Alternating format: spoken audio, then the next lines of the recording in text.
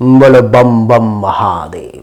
देवी और सज्जनों, आज के इस वीडियो में मैं आपको बताने जा रहा हूं कर्क राशि के बारे में। कर्क राशि वालों के लिए फरवरी 2024 का समय कैसा रहेगा, इसी को बहुत ही संक्षिप्त में बताने की मैं कोशिश करूंगा आपके लिए। देवी और सज्जनों, आपकी जानकारी के लिए बता दूं कि अभी तक आपने जो राशिफल वगैरह देखी, एक आध दो ग्रह का फल आपको बता दिया गया, लेकिन इस वीडियो में मैं आपको फरवरी के महीने में चंद्रमा को छोड़ करके बाकी सभी ग्रहों के फल को बताने जा रहा हूं कि कौन सा ग्रह कर्क राशि वालों के लिए इस महीने में अच्छा है और कौन सा ग्रह कर्क राशि वालों के लिए इस महीने में बुरा है। ये मैं समझाने की कोशिश करूंगा।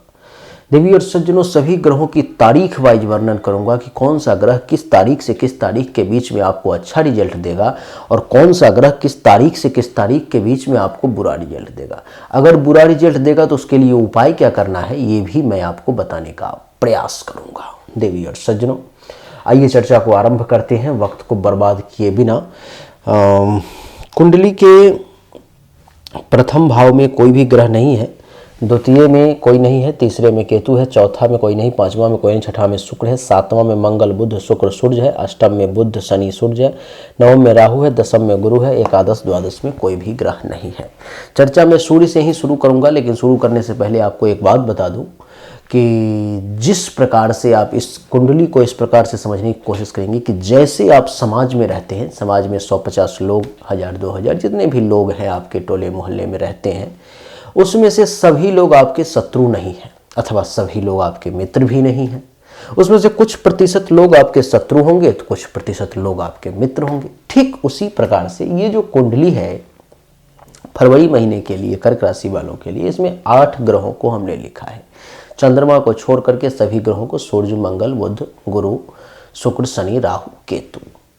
आप ये देखेंगे कि इसमें से कुछ ग्रह जो है सो आपके लिए शत्रु का काम करेंगे, तो आप ये भी देखेंगे कि कुछ ग्रह आपके लिए मित्र का भी काम करेंगे। देवी और सज्जनों, तो जो ग्रह शत्रु और जो ग्रह मित्र का काम करेंगे उसको बहुत ही संक्षिप्त में मैं बताने की आपको कोशिश करूंगा। सबसे पहले तारीख वाइज वर्णन की हमने बात की है, तो सबसे पहले सूर्य से ही चर्चा आरंभ करूंगा।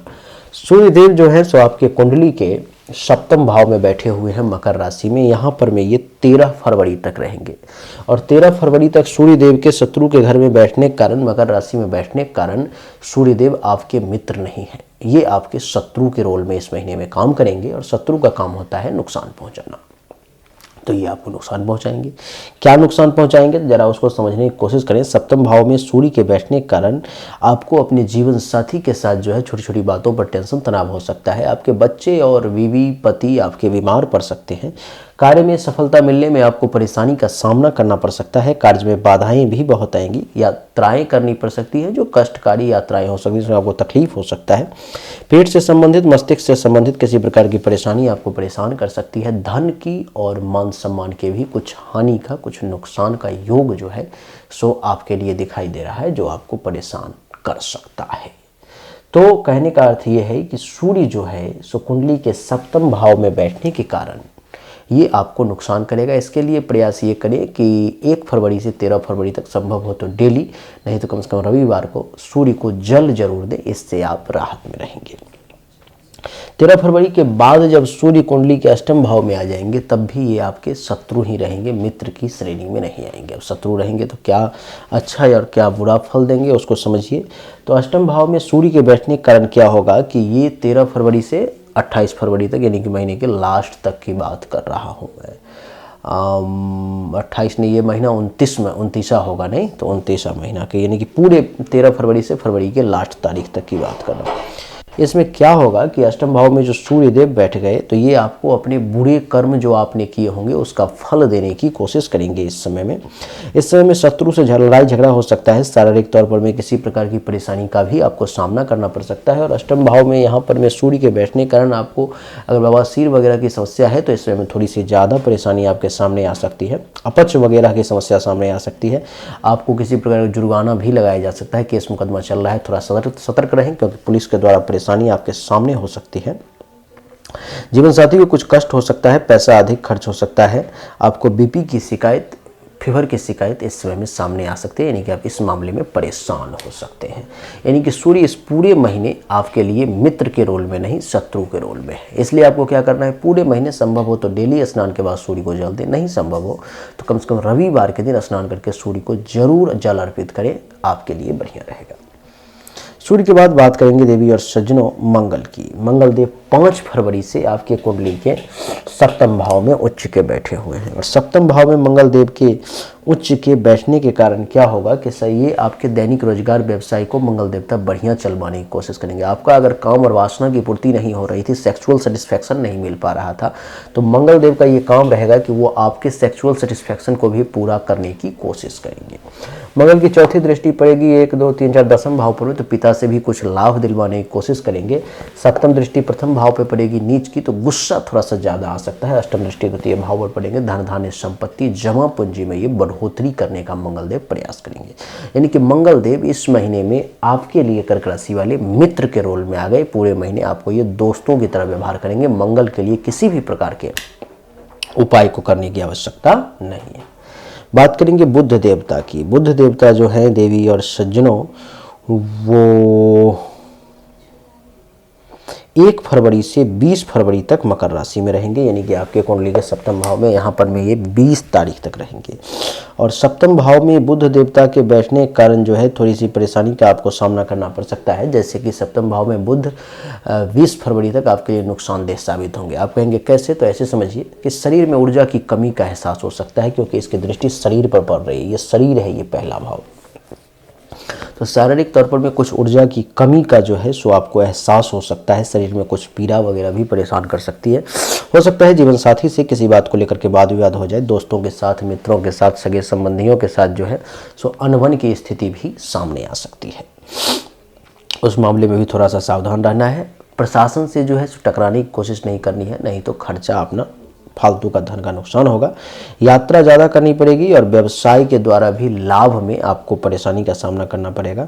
आपको बता दूं कि इस समय में आप थोड़े से चिंतित भी 20 फरवरी तक बुध के कारण रह सकते हैं। उपाय ये करना है, कम से कम बुधवार के दिन 20 फरवरी तक, 1 फरवरी से 20 फरवरी तक जितनी भी बुधवार के दिन आए, उसमें नमो बुंग बुधाय नमः मंत्र का जितना हो सके उतना जाप कर लेना है।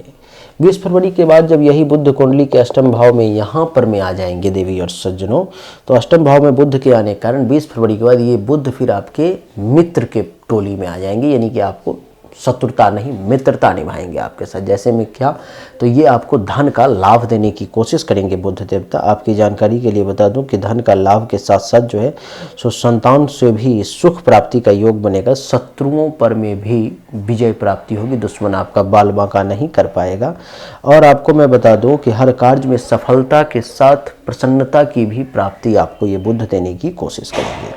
इस समय में आपकी आर्थिक और सामाजिक स्थिति दोनों में जो है सो बढ़ोतरी के योग है, दोनों काम आपका बढ़िया चलेगा। तो बुध देव 20 फरवरी से पहले शत्रु थे, 20 फरवरी के बाद आपके मित्र हो गए। बुध के बाद देवगुरु बृहस्पति की चर्चा करेंगे देवी और सज्जनों। देवगुरु बृहस्पति कुंडली के 10वें भाव में मेष राशि में बैठे हुए हैं और मालिक हैं कुंडली के 6ठे भाव का और कुंडली के 9वें भाव का। 10वें भाव में बैठा हुआ देवगुरु जो है सो आपको इज्जत प्रतिष्ठा मान सम्मान में वृद्धि भी करवाएंगे। घुटना वगैरह में दर्द है तो उससे राहत भी देंगे। पंचम दृष्टि द्वितीय भाव पर में है तो परिवार के लोगों से सपोर्ट भी दिलवाएंगे। सप्तम दृष्टि चतुर्थ भाव पर में है तो जमीन मकान गाड़ी का सुख भी देंगे। नवम दृष्टि 6ठे भाव पर में है तो दुश्मनों का नाश भी करेंगे। मालिक है नवम भाव के तो भाग्य का भी कुछ साथ मिलेगा और कुछ पिता के माध्यम से धर्म का भी काम करेंगे अथवा पिता तुल्य लोगों के माध्यम से। तो गुरु का रिजल्ट भी बढ़िया है, कुछ मामलों को छोड़ करके। जैसे कुछ मामलों में खराब क्या है, तो अगर आपने कंट्रोल नहीं किया अपने गुस्से पर में, अपने वाचालत्व पर में, अपनी चाल चलन पर में, तो थोड़ा सा कहीं कहीं मान अपमान का भी सामना जो है सो करना पड़ सकता है। गुरु के बाद बात करेंगे शुक्र की देवी और सज्जनों। शुक्रदेव कुंडली के 7वें भाव में बैठे हुए हैं और तारीख के साथ हमने कहा था बताऊंगा, तो तारीख आपको बता दूं कि 7वें भाव में शुक्रदेव मकर राशि में 12 फरवरी तक है। तो पहले 12 फरवरी तक के फल को समझें कि 12 फरवरी तक शुक्रदेव आपको क्या फल देंगे। देवी और सज्जनों 12 फरवरी तक जो है सप्तम भाव में शुक्र के बैठने के कारण इस समय में आपको शुक्र अपमानित करवा सकता है 12 फरवरी तक। तो मान अपमान से थोड़ा सा बचने की कोशिश करें, उस पर में ज़्यादा सा लड़ने का प्रयास ना करें। अपने परिश्रम की बदौलत, बहुत ज़्यादा मेहनत के द्वारा आपको जो है सो धन की प्राप्ति करवाएगा ये शुक्र। प्राइवेट पार्ट से संबंधित किसी प्रकार की अगर परेशानी है तो उससे आपको राहत भी देगा, लेकिन परेशानी आपको प्राइवेट पार्ट से संबंधित जो है सो परेशान कर सकता है। आपकी जानकारी के लिए बता दूं कि कुंडली के सप्तम भाव में शुक्र के बैठने के कारण जो है सो और क्या होगा, तो जीवन साथी के साथ वाद विवाद हो सकता है। किसी को हेल्थ वाइज इशू का जो है सो सामना भी करना पड़ सकता है। और आपकी जानकारी के लिए ये भी बता दूं कि सप्तम भाव में शुक्र के बैठने के कारण यात्राएं अधिक करनी पड़ सकती हैं। ट्रैवलिंग जो है सो ज़्यादा करना पड़ सकता है। देवी और सज्जनों, शुक्र जब 12 फरवरी के बाद यहाँ से निकल के कुंडली के 12 फरवरी तक नहीं, वो उल्टा बता दिया, 12 फरवरी के बाद शुक्र सप्तम भाव में रहेंगे और 12 फरवरी से पहले छठे भाव में रहेंगे धनु राशि में। तो 12 फरवरी के बाद का क्या फल होगा वो बताता हूँ, और 12 फरवरी से पहले का क्या फल होगा उसको बताता हूँ। जैसे कि 12 फरवरी से पहले शुक्र के छठे भाव में होने के कारण ये शत्रुओं की वृद्धि करवाएगा और दुश्मन को लड़वाने की आपसे कोशिश करेगा। और हो सकता है किसी कारणवश कुछ ऐसी मजबूरी हो जाए जो आपको दुश्मनों से पैचअप करने की स्थिति उत्पन्न हो जाए, उसके साथ जो है सो संधि करने का स्थिति भी उत्पन्न करवा सकता है ये शुक्र। और व्यापारिक साझेदार से झगड़ा भी करवा सकता है। और आपकी जानकारी के लिए बता दूं कि कुछ यात्रा वगैरह करते वक्त थोड़ा सा सावधानी बरतें, नहीं तो चोट वगैरह लगने की, दुर्घटना की भी संभावना ये शुक्र बनाएगा 12 फरवरी तक। 12 फरवरी के बाद जब शुक्र ये सप्तम भाव में चला जाएगा तो अभी आपको बताया कि अपमानित होना पड़ सकता है। बहुत परिश्रम के द्वारा आजीविका उपार्जन हो सकता है। प्राइवेट पार्ट से संबंधित किसी प्रकार की परेशानी भी आ सकती है, लेकिन उसको ठीक भी करेगा ये। जीवन साथी के साथ वाद विवाद भी हो सकता है और यात्राएं जो हैं आपको अधिक करनी पड़ सकती है ये सप्तम भाव में शुक्र के कारण। शुक्र के बाद शनि की बात करेंगे। शनि कुंडली के अष्टम भाव में आ गया और 8वें भाव में शनि जो है सो पूरे महीना रहेगा। तो 8वें भाव में शनि के पूरे महीने रहने के कारण क्या है कि पैसा का नुकसान करवा सकता है शनि आपके लिए। कार्य में सफलता मिलने में बाधा जो है सो उत्पन्न करवा सकता है शनि आपके लिए। और इस समय में भय, प्रताड़ना और दंड की बात भी सामने आ सकती है। आपको बता दूं कि संतान और जीवन साथी के वियोग के कारण भी थोड़े से आप परेशान हो सकते हैं और कुछ गलत लोगों से आपकी मित्रता हो सकती है, तो उस पर भी बचने का प्रयास करें, नहीं तो आपका नुकसान हो सकता है। बात करेंगे राहु केतु की, तो राहु कुंडली के जो है सो नवम भाव में बैठा हुआ है और नवम भाव में बैठा हुआ राहु अचानक से धन लाभ दिलाता है। तो इस महीने में राहु आपको अचानक से रैंडम गेन हो सकता है, आपका लाभ मिल सकता है, जो लाभ लंबे समय तक आपको चलता रहेगा। आपको राज्य की ओर से भी कृपा मिलेगी, दोस्तों से भी सहायता मिलेगा और थोड़ा सा मानसिक तौर पे आप परेशानी का सामना कर सकते हैं। केतु जो है सो कुंडली के तीसरे भाव में बैठा हुआ है, तो इस महीने में केतु आपको भाग्य का रैंडम जो है सो साथ दिलवाएगा, शत्रु को पराजित करने की कोशिश करेगा और मित्रों से आपको ज़्यादा से ज़्यादा लाभ मिले ऐसी कोशिश रहेगी केतु की। तो देवी और सज्जनों, बड़ा संक्षिप्त में हमने कर्क राशि वालों के लिए ये छोटा सा वीडियो तैयार करने की कोशिश की है कि फरवरी का महीना आपके लिए कैसा रहेगा। अगर आप अपने बारे में पर्सनली मुझसे जानना चाहते हैं, बाई गारंटी जानकारी प्राप्त करना चाहते हैं, तारीख बाई तारीख जानकारी प्राप्त करना चाहते हैं, जीवन में कब कौन सी घटना कितने तारीख को होगी या कितने तारीख से कितने तारीख के बीच में होगी, अगर ये जानना चाहते हैं आप, तो फिर आपको मेरा व्हाट्सएप नंबर सामने दिखाई दे रहा होगा। उस पर में आप अपनी जन्म तारीख, जन्म समय, जन्म स्थान और दोनों हाथ के हथेली का फोटो आप भेज सकते हैं। इससे आपको सही और एक्यूरेट जानकारी प्राप्त हो। उम्मीद करता हूँ कि आपको हमारा वीडियो पसंद आया होगा, अच्छा लगा होगा। अगर आपको पसंद आया, अच्छा लगा तो इस वीडियो को लाइक करें, शेयर करें, चैनल को सब्सक्राइब करके इसके बेल आइकन के बटन को दबा दें। एक बार फिर से आप सभी का बहुत बहुत धन्यवाद। Thank you so much. जय हिंद, वंदे मातरम। बोलिए राधे राधे।